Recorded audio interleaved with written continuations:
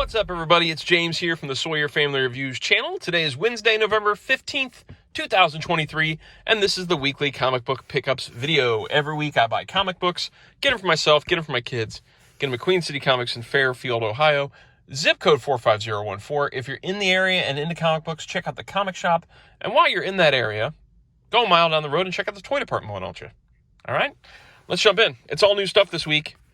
Let's see what we can see. Let's see what we bought. First off, we've got G.I. Joe, A Real American Hero #1, Skybound Comic Group image. This is a reprint of the original Marvel issue. So we've got the Marvel version cover here. We got Ultimate Weapon of Democracy, introducing America's sensational new special mission force for the 80s. And on this one it says the Ultimate Weapon of Destruction, introducing Cobra, diabolical new agents of evil for the 80s. That's pretty fun. So I bought both of these. They were $3.99. They're on newsprint, like a thick newsprint. We got a little introduction by Larry Hama here in the front. And then we've just got a straight-up reprint of the original issue 1 of G.I. Joe on newsprint. Newsprint feeling paper. A little thicker than usual. The ads aren't here. The original ads aren't here, anything like that. It's got new stuff thrown in there. We've got a preview of Duke inside the book. We got an Energon Universe thing inside the book. But a reprint back there, at the back inside cover, and a reprint of the back cover too. So that's pretty cool. Yeah, I bought these just because I love that original Marvel run of G.I. Joe. I figured that maybe Keaton would want to look through one, and I thought maybe his buddy Josh might want one. So I just grabbed them. I was like, I'm going to grab those. They're cool, I'm going to grab them. Then we've got Looney Tunes #275. I grabbed this for Gracie because she didn't have anything else today. $2.99. I don't know what it's going to be about. I'm assuming Marvin the Martian. Looks like it's a Marvin the Martian issue. Foghorn Leghorn appears. We got some Duck Dodgers stuff going on back here. That's pretty fun. And then we've got what is this? Amethyst Princess of Gem World. We've got some kind of amethyst preview in the back.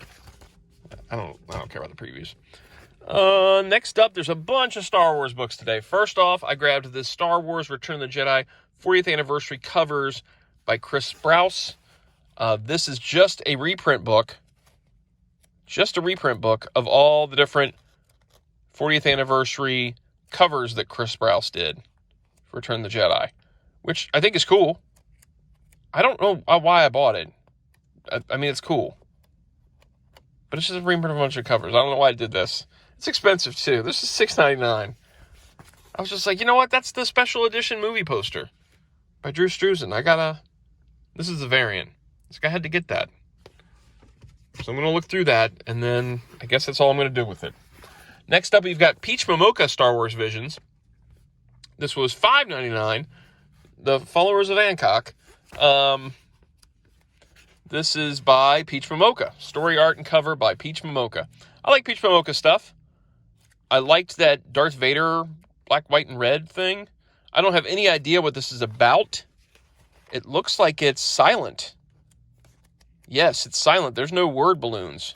So that'll take me about 5 seconds to read. So far, I've got a book that's going to take me about 5 seconds to read, and another book that I can't even read because it's just pictures. Just pictures, unrelated pictures. This is my life now. That's the kind of stuff that I'm buying. Next up, we've got some Dark Droids crossover issues. We've got Star Wars Dark Droids #4. I am reading this now. I've read Dark Droids #1. I've read the first part from Star Wars and the first part from Darth Vader. They're not as connected as I thought they would be, which is, I guess, kind of good if you're only reading the individual issues. But like the Star Wars story is a story with Lobot and Lando so far. And the Darth Vader one is where these droids had taken over a Star Destroyer, and he was going to take it out. So it was different. They were both unrelated to each other, other than the fact of the whole droid takeover thing, little bot thing that's like infecting droids. Charles Soule's doing the writing, and art is by Luke Ross on this. So I don't want to flip too far ahead and ruin stuff for myself now that I've actually started reading it. But that's this one. I don't know if I said it. It's $4.99. And then another Dark Droids crossover part came out today. We've got Dr. Aphra #38. I have not read any of the Dr. Aphra parts yet. I think that's the next one that I'm supposed to read is the Dr. Aphra story. I didn't say who the creatives were on this, did I? Alyssa Wong and Minkyu Young. I'm trying to find that little thing. Yeah, so I read those 3. Boom, boom, boom. I got to read this Dr. Aphra next. Yeah. Let's see, is it another Star Wars? It is another Star Wars. We've got Star Wars The Mandalorian Season 2, number 6. This is $4.99. This should be the first appearance, the return of, well, not the first appearance, but the return of Boba Fett. Yeah. This was the return of the Boba Fett episode. I keep skipping the creatives. I don't know what I'm doing right about now. Rodney Barnes doing the writing. Stephen Cummings doing the pencils. Obviously, this is an adaptation of the show. I like that stuff. I like adaptations of live-action stuff in comic form. Like, that's cool. That's a cool scene. $4.99. I don't know if I said it. I don't know if I even said it. And then we've got a book for Blaze. We've got Rocketeer, in the Den of Thieves, number 4, with cover A. It's a cool-looking cover. $4.99. This is by Stephen Mooney and David Messina. I've not read any of it.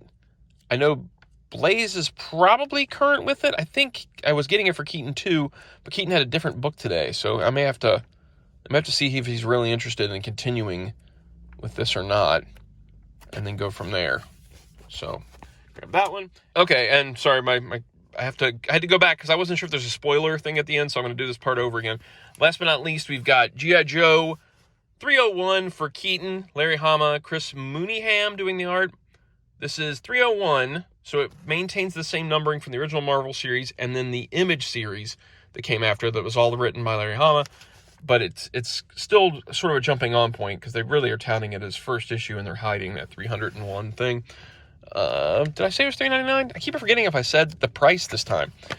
The nice thing is, I sort of read a little bit online. These first few pages give you kind of a quick breakdown of G.I. Joe, what G.I. Joe is, before it jumps into the action. And I didn't feel like I was missing too much. I did flip through some of the Image stuff. I was not super into where Larry Hama was with the Image run. Everything I read, I was like, ugh, or heard about it, I was like, that's rough. You should have just ended at 155. But they didn't. They kept it going. But hopefully this is something different. Hopefully this is more in line with what we remember from those great Marvel books. I'm not going to show too much forward because I feel like there's spoilery stuff at the end. So I don't want to get too far into there. Yeah, so we're just going to leave it there. But for Keaton, go check it out. That is it this week. A good amount of books. A lot of Star Wars. A lot of stuff I'm not even able to read. That's just pictures. Some reprint stuff. A lot of goodies. If you enjoy the videos, like, subscribe, notify. Read comics. Leave a comment down below. See you guys next time. Goodbye.